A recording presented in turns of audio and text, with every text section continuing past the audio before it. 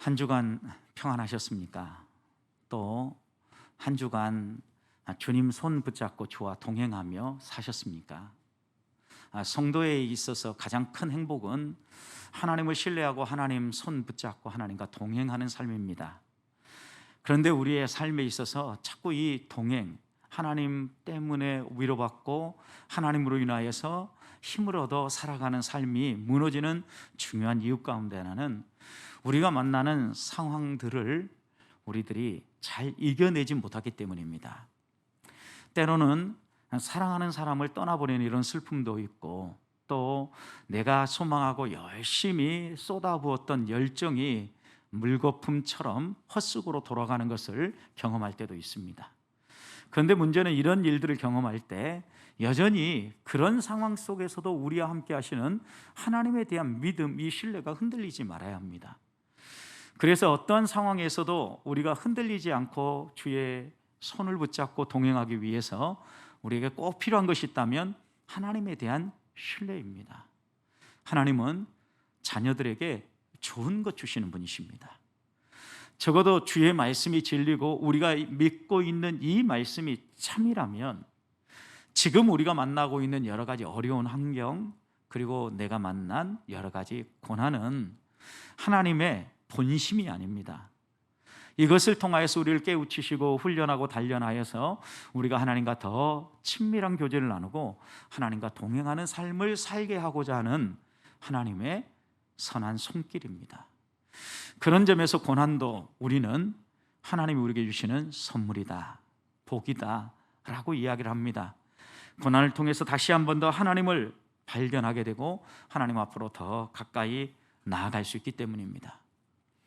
그리고 힘든 일을 만나고 어려운 일들, 고난을 겪을 때마다 우리들이 다시 일어서고 주의 손을 붙잡고 갈 수 있는 것은 믿음의 동역자들이 있기 때문입니다. 하나님께서 교회 안에서 한 성도로, 한 교회 일꾼으로 섬기게 하는 이유이지요. 그래서 교회를 형성하고 살아갈 때 하나님께서는 이 교회가 견고하게 서고 튼튼하게 서기를 원하기 때문에 한 사람 한 사람 성도들에게 성령을 부어주시고 이 성령이 우리에게 오실 때 은사들을 동반해서 선물로 주셔요. 그리고 그 은사를 사용하여서 교회 여러 형제자매들을 협력하고 세우라고 하시지 않습니까? 은사를 가지고 사람들을 세우고 격려하고 교제하는데 우리는 이 교제를 소통이다, 친밀한 나눔이다 이렇게 이야기를 합니다. 그런데 소통을 하고 교제를 할 때 중요한 것은 자기 만족을 위해서 소통을 하고 교제를 하면 안 되겠다는 겁니다. 소통을 할 때 관심은 내가 소통하려고 하는 대상에게 놓여야 합니다. 눈높이를 맞춰야 된다는 것입니다. 우리 하나님께서도 우리에게 구원의 길을 가르쳐 주시고 하나님 나라가 어떤 곳인가를 얼마든지 선지자들 통하여서 구약시대부터 가르쳐 주지 않았습니까? 계속해서 그런 방식으로 좀 더 강화된 방식으로 하나님이 얼마든지 가르쳐 주실 수 있으셨을 텐데 하나님은 마지막으로 선택한 방법이 자신의 아들 예수 그리스도를 이 땅에 보내주셨습니다. 예수님께서는 하늘 보좌를 내려놓고 인간의 몸을 입고 이 땅에 오셔서 우리의 눈높이로 하나님 나라가 어떤 곳인가를 가르쳐 주셨고 하나님 나라의 실제를 우리가 경험할 수 있도록 맛보여 주셨습니다. 하나님 나라 복음을 가르칠 때 우리가 이해하기 쉽도록 예를 들어서 설명하지요. 비유를 들어서 설명을 합니다. 그것도 잘 느끼지 못할 때에는 하나님 나라의 실제가 무엇인가를 직접 경험하게 해줍니다. 더 이상 사탄의 세력이 지배하지 않는 곳임을 가르쳐주기 위해서 질병을 치유해 주시고 악한 귀신들에 억눌려 살아가는 사람들의 삶을 해방시켜 주시지 않습니까? 그리고 그 하나님 나라가 얼마나 풍성하고 부여로운가를 가르쳐주기 위해서는 죄인들과 세리의 친구가 되어주고 또 포도주를 탐하고 먹기를 탐하는 자라는 이런 누명을 써가면서까지 잔치를 배설하시고 그 잔치의 풍성함이 하나님 나라에서도 풍성함으로 우리에게 다가올 것을 가르쳐 주신 거죠.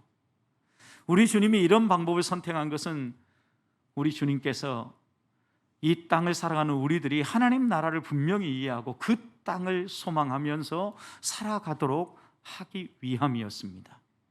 그렇다면 우리도 예수 그리스도를 본받아서 우리 믿음의 형제자매들과 소통하고 하나님이 주신 은사를 가지고 교회를 섬기며 교회가 견고하게 서도록 살아갈 때에 놓치지 말아야 될 것이 있습니다.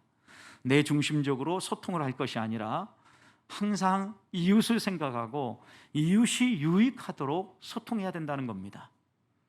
그래서 바울은 이 고린도전서 14장을 설명하면서 계속해서 우리들에게 너희가 사모해야 될 은사가 어떠한 은사이냐, 그것은 다름 아닌 예언의 은사다라고 이야기를 하죠. 그런데 오늘 20절 말씀을 보십시오. 적어도 그들은 23절입니다. 20절이 아니고 23절, 거기 보면 온 교회가 함께 모여 다 뭐 한다 그랬어요? 방언으로 말하면 그랬어요.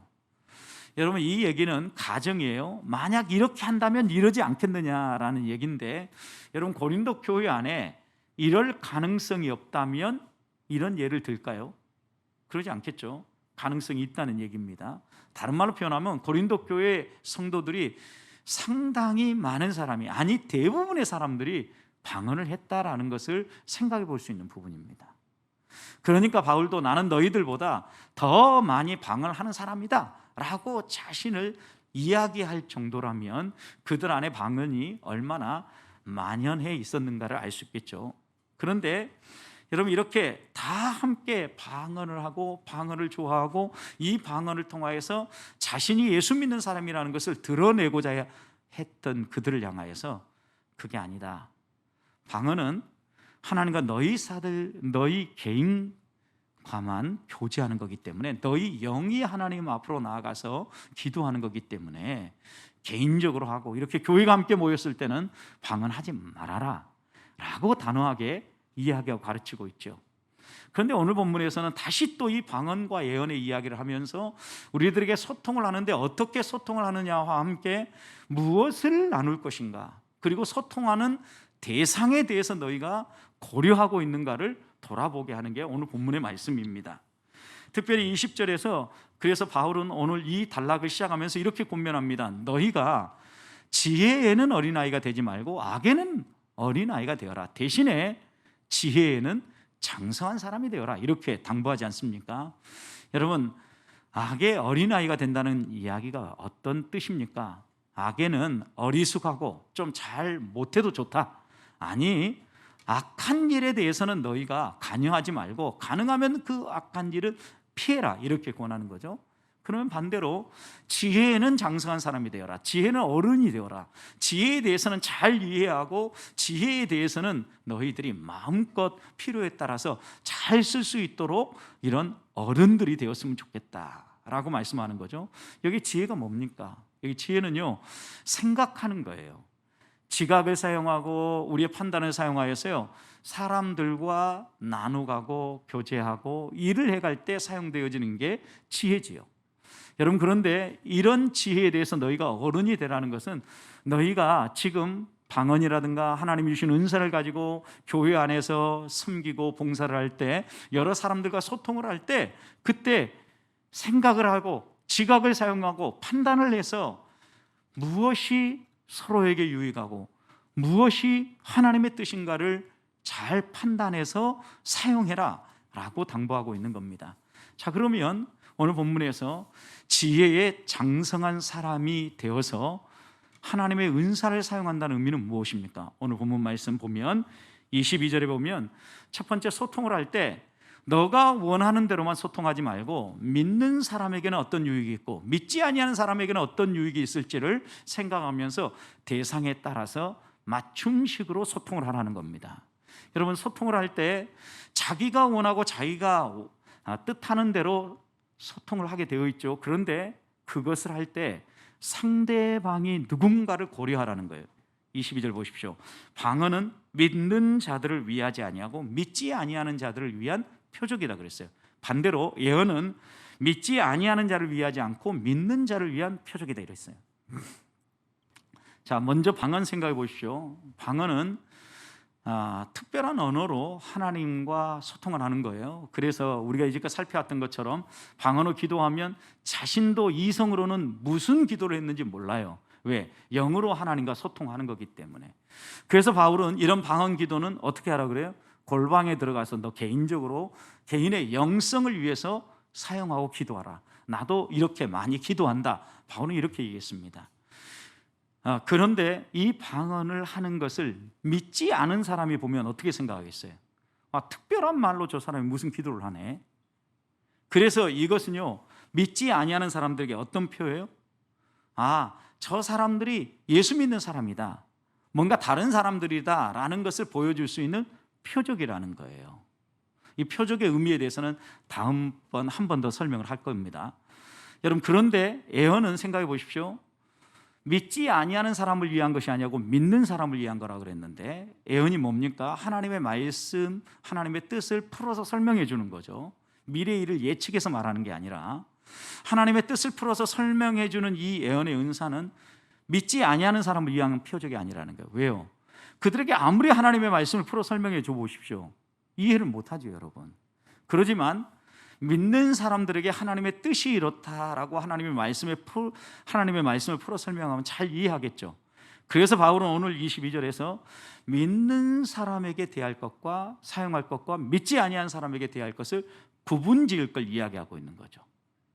결국 이 말씀을 통해서 우리가 하나님이 주신 은사를 따라서 교회 안에서 소통을 하고 친밀한 교제를 나누며 봉사에 나아갈 때 대상에 따라서 그것에 어울리는, 그 대상에 어울리는 은사를 활용하여 섬기라는 것을 교훈하고 있는 거죠. 우리는 모든 상황을 동일하게 대해버리려고 하는 이런 습관이 있습니다. 그래서 오늘 21절 말씀을 보면 하나의 예를 들어 설명을 합니다. 이것은 이사야서 28장 11절과 12절에 대한 인용인데요, 율법에 기록된 바 주께서 이르시기를 내가 다른 방언으로 말하는 자가 다른 입술로 이 백성에 말할지라도 그들이 여전히 듣지 아니하리라, 이렇게 얘기했어요. 여러분, 이 말씀의 의미는 뭐냐면 이사야 선지자가 그 당대 사람들을 향하여서 하나님의 말씀을 선포한 거예요. 어떤 선포로 있겠습니까? 이사야 선지자는 이스라엘의 패망을 예언하고 선포했지 않습니까? 그러니까 빨리 회개하고 돌아오라는 거죠. 하나님이 오직 하면 너희의 예배도 안 받고 너희의 제물도 싫어하시겠느냐. 형식이 중요한 것이 아니라 너희의 내실, 신앙의 삶을 바로잡아라. 이사야 선지자가 외쳤던 복음의 내용이에요. 그런데 이렇게 이야기할 때마다 그 당대 선지자와 종교 지도자들은 어떻게 생각을 했냐면 어린아이처럼 유아처럼 옹알거리듯 알아들을 수 없는 말로 자기 하고 싶은 말을 한다라고 생각을 했어요. 이사야의 말을 듣지 않은 거예요. 여러분 생각해 보십시오. 어린아이가 옹알거리듯 말한다. 그러면 부모는요, 그 말을 어느 정도 해석을 하죠. 어떻게 해석을 합니까? 듣고 싶은 대로 해석을 합니다. 아이가 뭐라고 얘기를 하는데 분명히 다른 제3자가 들을 때는 그 말이 아닌 것 같은데 엄마라고 불렀다 그러고 벌써부터 아빠를 한다고, 얘가 천재인 것 같다고 이렇게 이야기를 합니다. 여러분, 근데 또 그렇게 들어보면 비슷하게 들려요. 그러니까 자꾸 속는 겁니다. 여러분, 어린아이가 유아가 옹알거린 거는 그 아이만 알아요. 뭐라고 얘기하는지 의미 없는 언어로 생각한다는 거죠.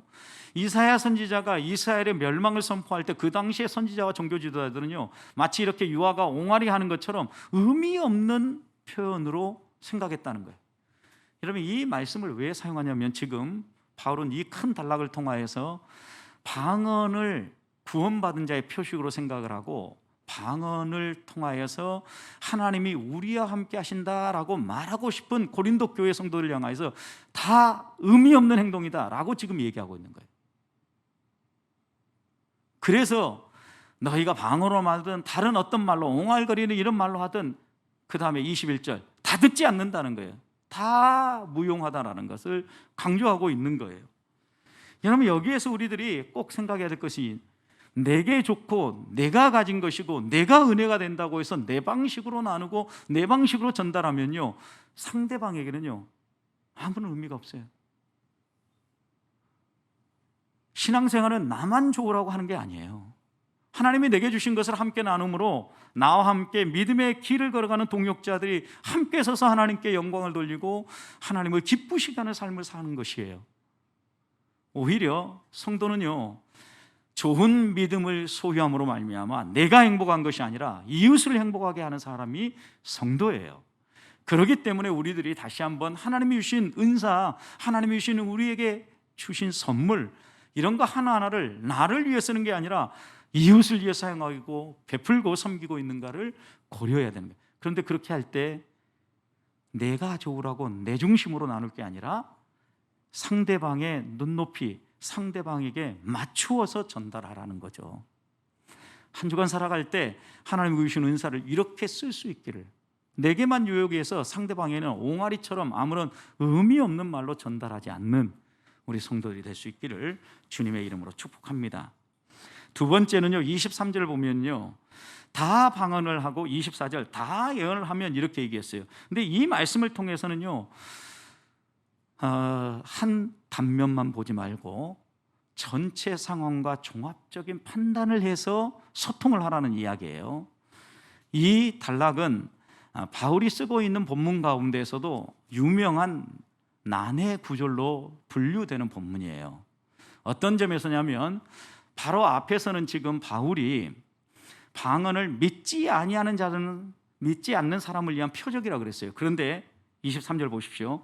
그러므로 온 교회가 함께 모여 다 방언으로 말하면 알지 못하는 자들이나 믿지 아니하는 자들이 들어와서, 여러분 여기 알지 못하는 자, 믿지 아니하는 자들 누굽니까? 불신자라고 할 수 있겠죠. 이제 처음 한번 믿어보려고 마음 먹는 사람이라고 말할 수 있겠죠. 이런 사람들이 예배에 참석했어요. 마치 구도자 예배에 참여하듯 예배를 참석했는데 그들이 이들을 보면서 뭐라고 얘기해요? 미쳤다라고 얘기한다는 거예요. 그런데 앞에서는 뭐라고 그랬어요? 표적이 된다 그랬어요.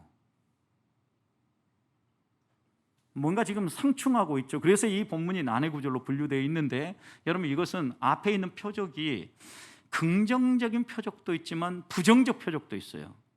어떤 의미냐면 이 본문은 부정적 의미의 표적을 말하고 있는 거예요.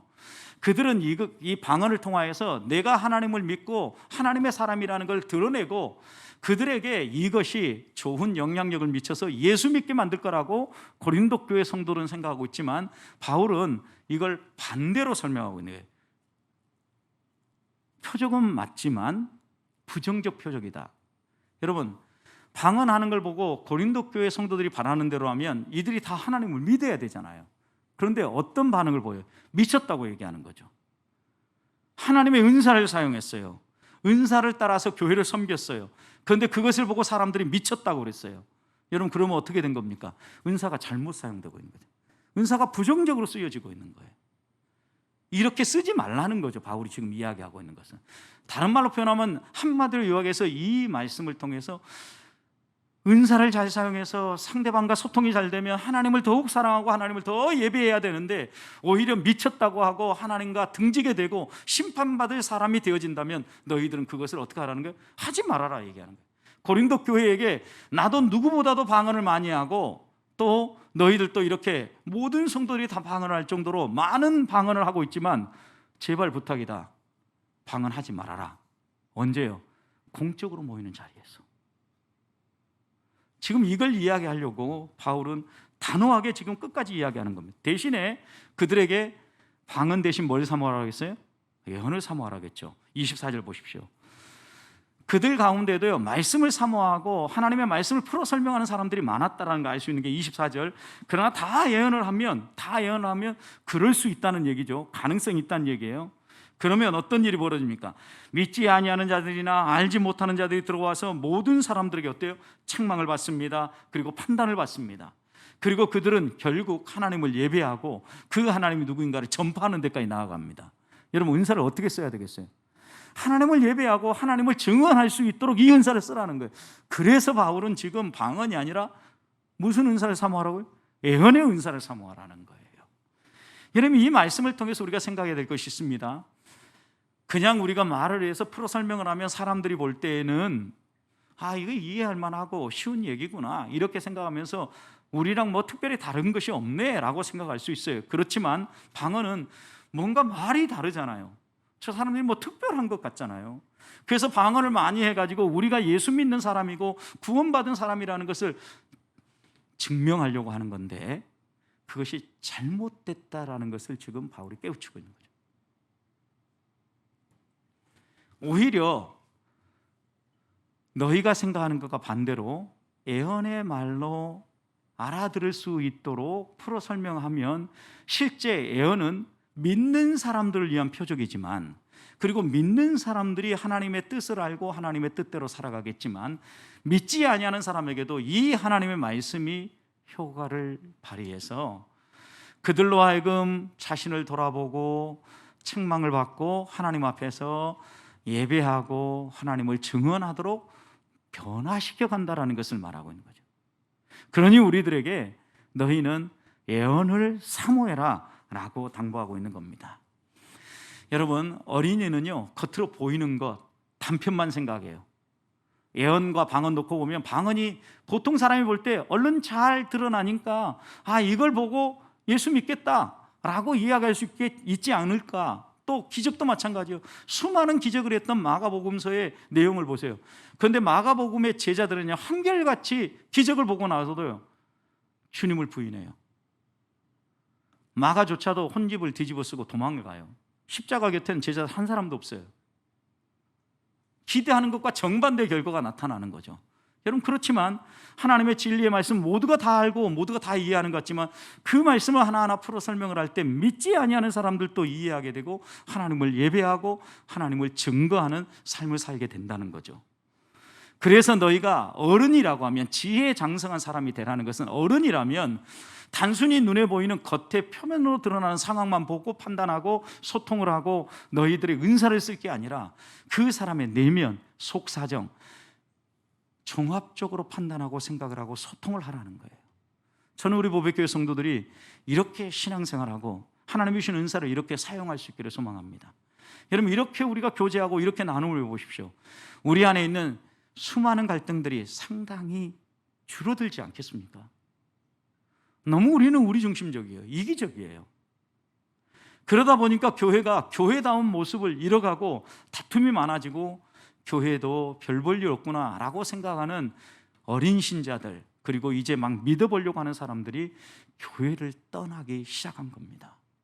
특별히 코로나19와 관련해서 교회 안에 집단 감염들이 반복되는 일, 어쩔 수 없는 일일 수도 있어요. 여러분, 이럴 때일수록 어떻게 해야 됩니까? 몸을 낮추고 겸손하게 우리들이 하나님 앞에서 진리의 말씀이 무엇인가를 드러내 보이고자 애를 써야 되지 않겠습니까? 이럴 때일수록 그리스도인이라는 이 이름이 누구의 대상이 되지 아니하고, 사람들이 들을 때 혐오의 대상이다 이렇게 생각하지 아니하고, 저 사람들 참 어려움 가운데서도 지혜롭게 대처를 하고 문제를 잘 해결해 나간다, 이런 말을 들을 수 있도록 살아야 되지 않겠습니까? 그러기 위해서 지혜가 필요한 겁니다. 상황을 종합적으로 판단하고 소통을 하면서 우리 성도들이 정말 지혜롭게 하나님이 주신 은사들을 사용하며, 특별히 하나님이 주시는 이해할 수 있는 말로 하나님의 뜻을 풀어 설명하는 예언의 은사를 사모할 수 있기를 소망합니다. 마지막입니다. 이렇게 예언의 은사를 사모하라고 얘기하면서, 예언의 은사가 잘 활용되어지면 이웃에게 좋은 유익이 있습니다. 그러니까 너희가 소통을 할 때 상대의 유익을 위해서 이 소통을 하고 난 후에 어떤 결과가 있을까를 생각하면서 소통하라는 것을 교훈하고 있는 겁니다. 자, 예언의 은사가 어떤 유익을 가져옵니까? 24절 보십시오. 예언을 하면 믿지 않은 사람들이 들어와서 모든 사람에게 여기 책망을 들으며 판단을 받고 마음에 숨은 일들이 드러나게 되어 하나님을 경배하고 하나님이 우리 가운데 계신다 전파하게 될 것이다. 적어도 세 가지 유익이 있다는 거예요. 하나는요, 자신을 돌아보게 만들어요. 하나님의 뜻이 선포되어지고 하나님의 말씀이 증언되어지면요, 그것으로 우리는 책망을 받기도 하고 판단을 받기도 해요. 여러분, 무엇에 대해서 책망을 받습니까? 하나님의 뜻을 따라 살지 못하는 것, 하나님의 말씀대로 살지 못함에 대해서 책망을 받게 돼요. 또 내가 하는 행동에 옳고 그름에 대한 정확한 판단을 하나님의 말씀이 해줄 수 있어요. 그러니 우리가 이 예언의 은사가 우리의 교제 안에 살아나면은요, 자신을 살피는 유익이 있다고요. 우리가 매일 새벽을 깨우면서 하나님이 주시는 말씀들 적어도 한 사람씩 짝을 지어가지고 올해는 좀 더 나누자 그러지 않았습니까? 하나님이 내게 주시는 은혜의 말씀을 함께 나누다 보면요, 누가 보이기 시작하는 거예요? 내가 보이기 시작하는 거예요. 나를 발견하는 은혜가 있다고요. 저는 우리 보배교회 성도들이요, 이런 예언의 은사를 사모함으로 자신을 발견하는 은혜, 그래서 하나님 앞에서 우리 자신이 더욱 성숙해지고 다듬어지는 은혜가 오늘 한 해 있기를 소망합니다. 두 번째 유익이에요. 두 번째 유익은 마음에 숨은 일들이 드러난다 그랬어요. 여러분, 말씀 앞에 서면 내 자신이 적나하게 드러나죠. 그래서 히브리서 말씀을 보면 하나님의 말씀은 살았고 운동력이 있어서 좌우의 어떤 칼보다도 예리하여 우리의 혼과 관절과 영혼을 찔러 쪼개며 수술한다 그랬어요.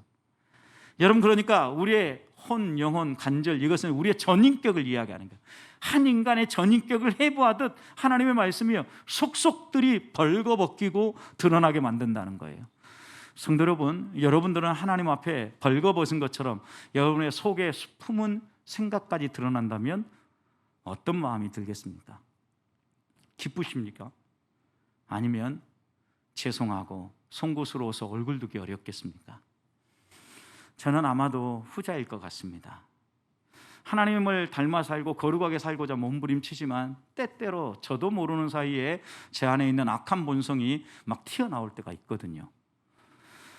지난 주간에도 지부에 가면서 잠시 신호등에 서 있다가 출발하려고 하는데 제 차와 바로 옆에 있는 차 사이로 오토바이 한 대가 굉음을 내면서 싹 달려갔습니다. 깜짝 놀랐습니다. 수명이 단축되는 느낌이었습니다. 그때 제 마음속에 즉각적으로 들었던 생각 가운데 하나는 저렇게 운전하는 운전자들 때문에, 저는 오토바이 운전자들 때문에 도로교통사고가 많다, 이 생각이 딱 들면서 저런 사람들은 크게 한번 다쳐봐야지 제정신을 차릴 텐데, 근데 안 다치고 저렇게 잘 다니는 거 참 희한하단 말이야. 속으로 이렇게 막 생각이 막 들어가는 거죠. 그러면서 은근히 이런 마음이 드는 거죠. 저런 사람이 한번 꼭 다쳐야 되는데. 여러분, 의도하지 않았음에도 불구하고 제가 만나는 상황이 스쳐 지나가는 순간 제 마음속에 즉각적으로 이런 반응들이 나타나는 거죠. 나에게 불편함을 던지고 나에게 어려움을 만나면. 여러분, 이럴 때 혹시 이런 분들 계십니까? 하나님, 저렇게 위험하게 운전하는데 천군 천사를 보내서 잘 보호해 주십시오. 안전하게 목적지까지 갈 수 있도록 도와주십시오. 이 기도를 하십니까, 여러분? 그렇다면 여러분은 상당히 성숙한 분들입니다. 아직 저는 조금 덜 성숙해서 그런 기도가 절로 안 나오더라고요. 이런 제 마음까지 말씀 앞에서 백일하에 벌거벗긴 것처럼 드러난다고 생각해 보십시오. 얼마나 창피하겠습니까? 내가 아직도 한참 멀었구나. 결국 그래서요, 두 번째 유익은 우리를 겸손하게 해준다는 거예요. 하나님 앞에서 우리가 겸손하게 말씀 앞에서 내 자신을 살피면서 하늘의 은혜를 구하고, 하나님의 은혜가 아니면 내가 이렇게 살아갈 수 없는 존재입니다. 오늘 또 내 생각이 이렇게 자꾸 곁길로 나아가는데 거룩하고 깨끗한 생각하며 주님 닮아 살게 해주십시오 라고 기도할 수 있게 해주는 거죠. 저는 우리 보배교회 성도들이 말씀 앞에서 겸손한 성도들이 되기를 소망합니다. 교만은 넘어짐의 앞잡이입니다. 망하게 되어 있습니다. 말씀 앞에 매일 겸손히 무릎 꿇음으로 하나님이 주시는 교훈을 따라서 우리의 삶을 다듬고 또 이웃을 유익하게 하는 소통을 해가시기를 축복합니다. 마지막입니다. 세 번째 유익은요, 하나님을 증거하는 삶을 살게 해줘요. 내 자신을 발견하고 겸손하다 보면 여러분, 여기에 마지막 절 보십시오. 엎드려 하나님을 경배하게 되고 하나님이 참으로 너희 가운데 계신다 전파하게 되는 거죠. 여러분, 그러니까 하나님의 말씀이 살아 숨쉬고 말씀이 이끄는 공동체가 되어지면요, 그 가운데 하나님이 있다는 걸 믿지 아니하는 사람들도 보고 증언하는 효과가 있다고요. 여러분, 우리 교회는 개척하는 초기부터 한 가지 소망하는 것이 있습니다. 다른 그 무엇이 이끌어가는 교회가 아니라 말씀이 이끌어가는 교회가 되기를 소망한 거예요. 여러분, 그럴 때 우리 가운데 하나님이 계신다라는 게 우리가 굳이 이야기하지 않아도 우리를 보는 사람들이 발견하게 된다고요. 여러분, 이게 진짜 아니겠습니까? 저는 이런 교회가 되기를 소망해요. 우리 안에 하나님이 주신 은사를 잘 사용하고, 특별히 이 예언의 은사가 살아나서 교회 공동체 안에 매일 하나님이 주시는 이 은혜가 서로 나누어짐으로 말미암아 공동체 안에 예언의 말씀이 살아 숨쉬고 또 말씀 묵상하고 깨달은 바들을 서로 나누게 되고, 그런 과정을 통하여서 내 자신을 발견하고 겸손히 하나님 앞에 무릎 꿇으며 하나님을 증언하고 하나님을 전파하는 이런 삶, 이게 성도의 삶이 아니겠습니까? 먼저 믿는 우리들이 이런 삶을 살면 우리의 이런 삶을 보면서 나중에 믿는 어린 신자들도 따라오지 않겠습니까? 아니, 믿지 아니하는 사람들도 이런 삶을 바라보면서 나도 저렇게 살고 싶다 소망하며 믿게 되지 않겠습니까? 저는 이런 교회를 꿈꾸며 우리 보배교회 성도들이 함께 힘을 모았으면 좋겠습니다. 우리는 이렇게 출발했습니다. 그리고 지난 9년을 달려서 여기까지 왔습니다. 앞으로도 주님 오시는 그날까지 이 가치와 이 소망이 끊어지지 아니하고 우리의 모임을 통하여서 하나님이 살아 숨쉬고 말씀이 살아 숨쉬는 것이 증언되므로 아직 주를 알지 못하는 사람들이 주님을 만나고 하나님께 가까이 나아가는 이런 복음 전도의 역사가 우리 공동체 안에 계속되기를 주님의 이름으로 축원합니다.